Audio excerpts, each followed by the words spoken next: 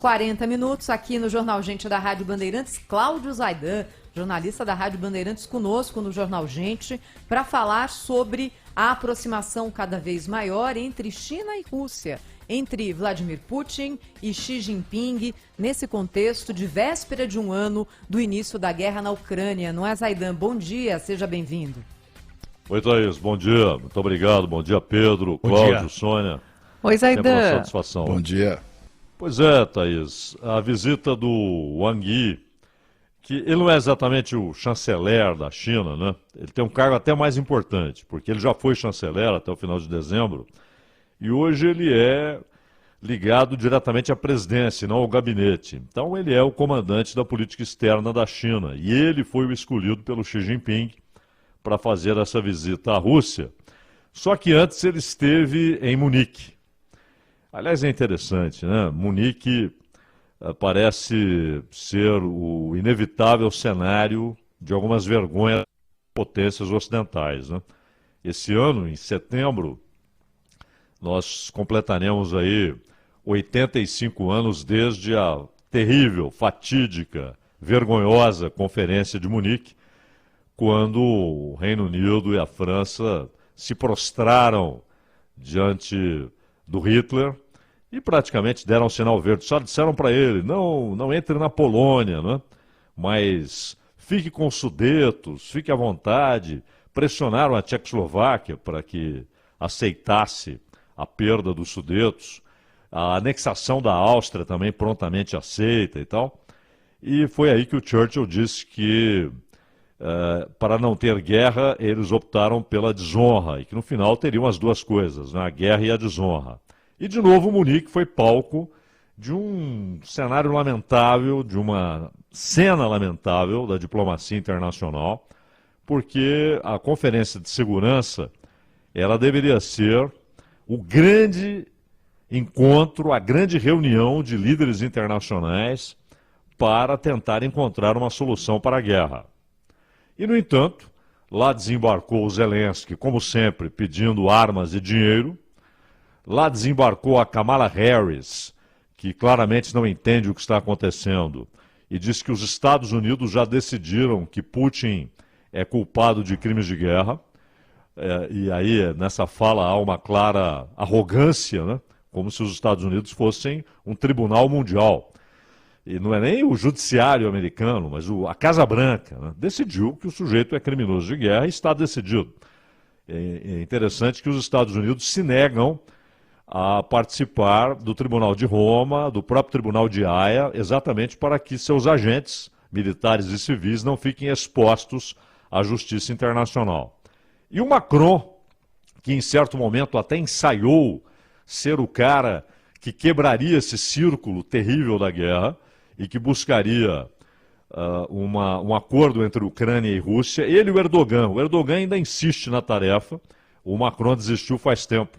O Macron chegou a Munique dizendo o seguinte, não dá para conversar. Aquilo que Lula propôs, né, de uma tentativa de reunião de países que buscassem uma solução.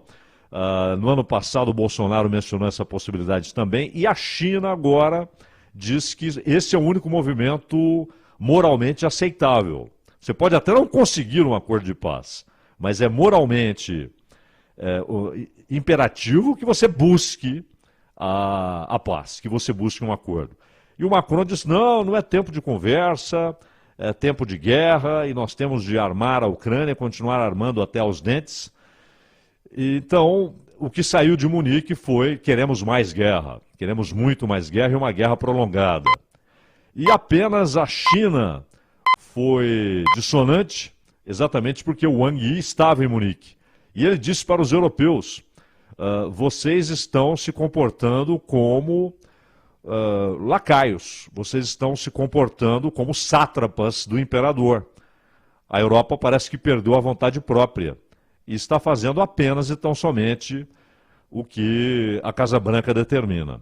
Então esse ambiente foi muito ruim, né? Intoxicou ainda mais a atmosfera internacional. E aí o Biden aparece em Kiev, depois vai para a Polônia, vai para Varsóvia, e o Wang Yi vai à Rússia. E ele reafirma aquilo que já havia sido dito pelo Xi Jinping e pelo Putin, quando eles falam em aliança ilimitada, uma aliança sem limites entre China e Rússia. Por que essa expressão ilimitada? Porque não é uma aliança meramente comercial, não é uma aliança apenas econômica e nem só política, ela é também militar. E nós estamos falando de um país que, junto com os Estados Unidos, Rússia e Estados Unidos, detém 90% das ogivas nucleares.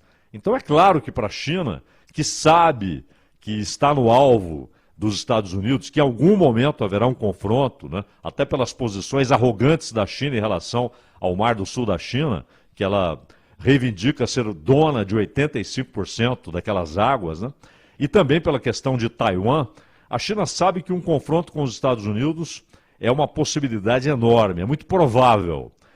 E ter uma aliança sem limites com uma potência nuclear, uma superpotência nuclear, é claro que é interessante. Ao mesmo tempo, ela passa a ter um acesso muito mais fácil e direto ao petróleo russo. E a Rússia, claro, nesse momento em que é cercada por sanções e diplomaticamente rompida com o Ocidente, é claro que interessa ter uma aliança com a segunda economia do mundo. E com o mercado chinês para os seus produtos, e com o apetite chinês por petróleo e por minerais que a Rússia pode entregar, a Rússia é o maior produtor de ouro e o segundo maior produtor de petróleo, só atrás exatamente dos Estados Unidos. Produtor, não exportador, que é a Arábia Saudita.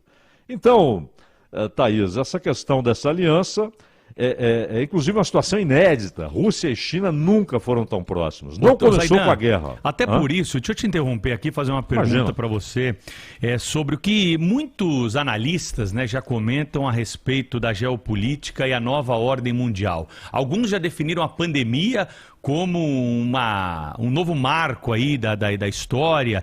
Já dá pra gente ir a aproximação agora do Xi Jinping com o Putin nessa história que você está muito bem comentando para nós.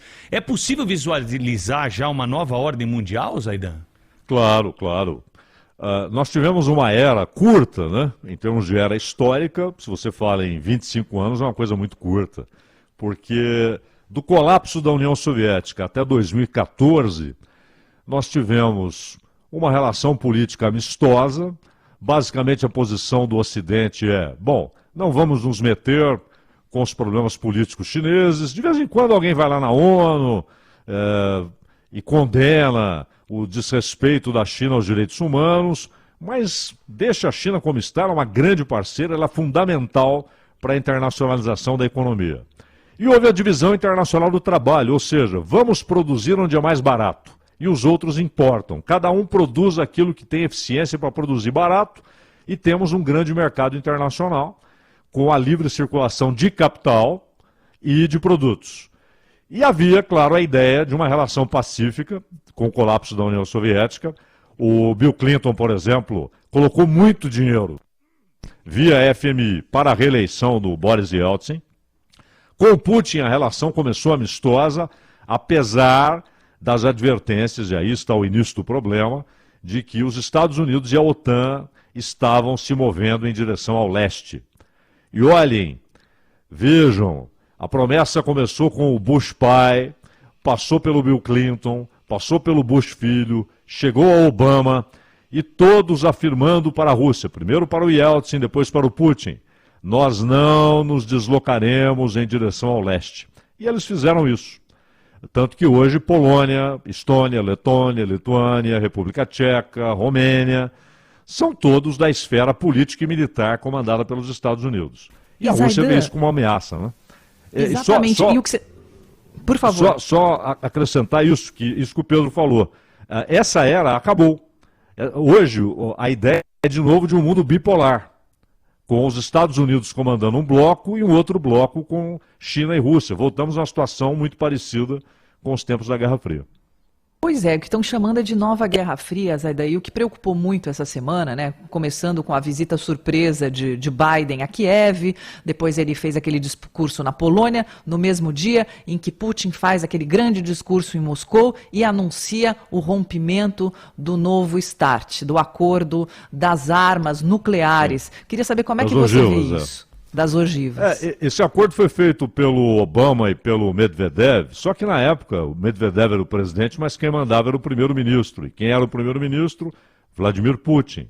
Então é claro que ele concordou com aquele tratado assinado pelo Obama e pelo Medvedev. Esse acordo era específico com relação às ogivas, porque houve um acordo lá atrás do Reagan com Gorbachev que era sobre mísseis de médio alcance. Esse também já foi rompido.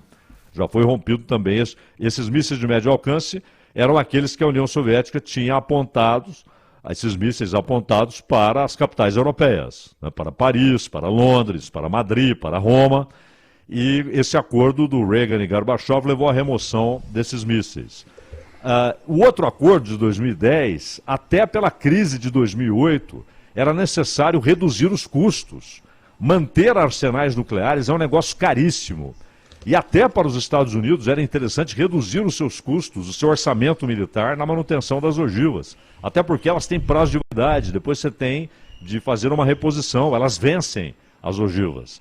E Rússia e Estados Unidos detêm 90% do arsenal mundial. Os outros 10% estão ali distribuídos com China, Paquistão, Índia, Inglaterra, França e tudo indica Israel e Coreia do Norte. Né? Agora, o fim desse acordo é claramente uma demonstração de que não há limites mais para investimento em armamentos nucleares, porque o Putin se vê acuado e dá o recado, olha, nós não abriremos mão de usarmos nosso arsenal nuclear.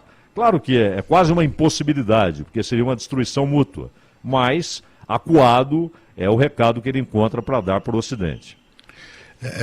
Zaidan, assim, para mim fica claro que nessa questão não há mocinhos, né, nem bandidos. Quando a Rússia se une à China, é porque não havia outra saída, né? Não deram saída, né?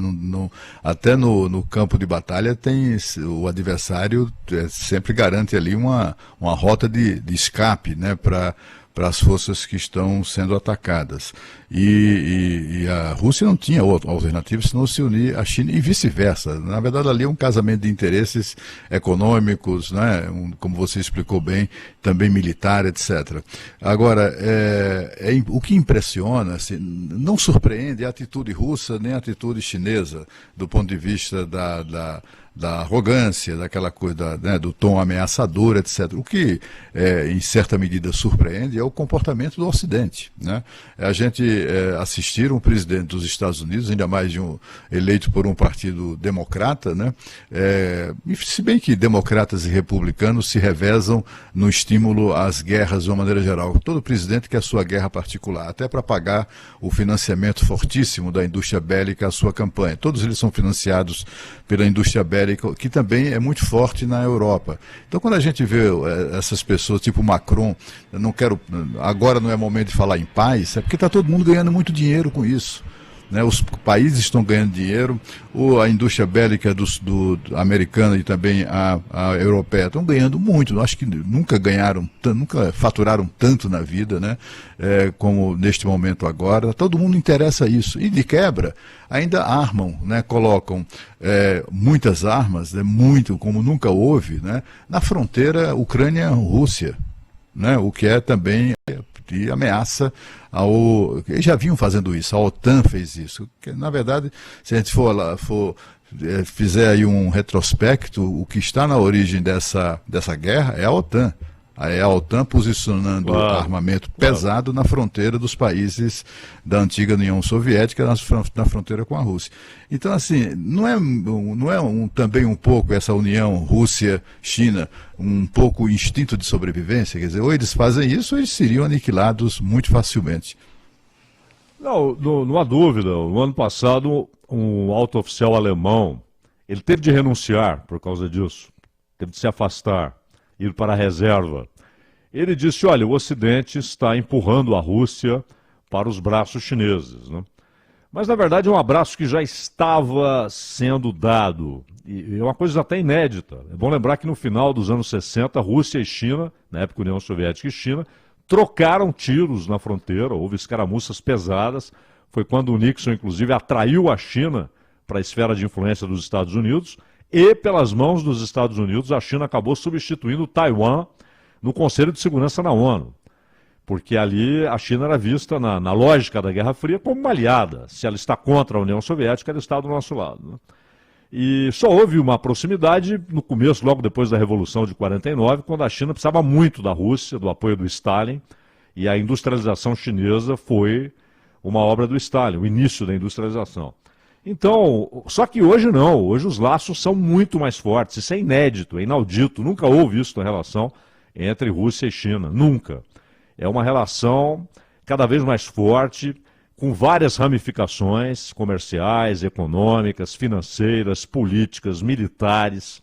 E agora, por exemplo, vai começar um exercício militar com a participação da África do Sul. Ou seja, o BRICS, quem faz parte do BRICS, e o Brasil faz, vai ter de tomar uma posição. Porque essa bipolaridade, ela é até mais agressiva do que a Guerra Fria, que ela foi se assentando, porque o único não alinhado na Guerra Fria era a Iugoslávia. Não alinhado para valer. O Brasil se dizia não alinhado, mas era alinhado aos Estados Unidos. A Índia se dizia não alinhada, mas era alinhada à União Soviética. Não alinhado era só a Iugoslávia. Agora, haverá uma pressão muito mais agressiva. Já houve sobre o Brasil, né? Quando pediram que o Brasil fornecesse munição. O que eles queriam é que o Brasil chancelasse a política dos Estados Unidos para a guerra na Ucrânia. E o Brasil, corretamente, tanto com o Bolsonaro quanto com o Lula, deu a mesma resposta. Não chancelaremos. Não faremos parte disso, não assinaremos embaixo. Essa é a posição do Brasil. Só que haverá uma pressão cada vez maior. A África do Sul, que faz parte dos BRICS, assim como Brasil e Índia, ela vai participar desses exercícios militares. E é bom lembrar que a fila para entrar no BRICS é imensa, né? A Argentina quer, a Argélia quer, a Arábia Saudita quer, Egito quer, Emirados Árabes querem. Então o BRICS tende a crescer. Então, e não será um mero bloco comercial e econômico como é hoje. A tendência é que seja um bloco político e até militar. E aí, Brasil e Índia terão de decidir o que farão da vida, né? Cláudio Zaidan conosco aqui no Jornal Gente da Rádio Bandeirantes. Muito obrigada, hein, Zaidan, pela aula aqui para os nossos ouvintes. Até a próxima. E conhecemos hoje o gosto musical de Pedro Campos. É verdade, né? as pessoas se revelam com uma facilidade, né, Zaidan? Você viu só, É que você não viu a performance. Você não viu essa aí, eu botei só no Ah, grupo. eu só ouvi. Não, é melhor só ouvir imagem. mesmo. É. Um abraço. Imagens. Valeu, Zaidan. Tchau. Tchau, tchau. Rede Bandeirantes de Rádio.